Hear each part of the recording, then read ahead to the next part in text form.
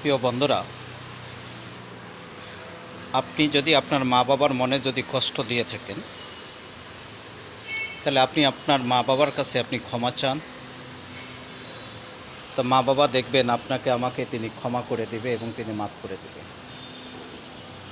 কেন তাদের মতো দয়া, তাদের মতো মায়াওয়ালা লোক এই পৃথিবীতে আপনি কাউকে পাবেন না।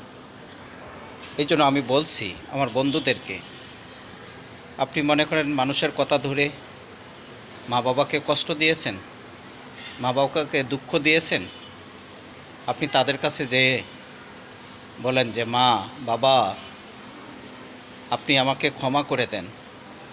দেখবেন মা বাবা আপনাকে বুকে জড়ায় ধরে 2 ফোঁটা চোখের পানি ছেড়ে দিয়ে বলবে যে বাবা, মা বাবা সন্তানের সাথে রাগ করে কোনো দিন থাকতে পারে না, আর মা বাবা কোনো দিন সন্তানের জন্য সে বদদোয়া করতে পারে না। এই জন্য আসুন আমরা সবাই মিলে মা বাবার কাছে যেয়ে আমরা ক্ষমা চাই। যদি ভালো লাগে ভিডিওটা শেয়ার করে দিন।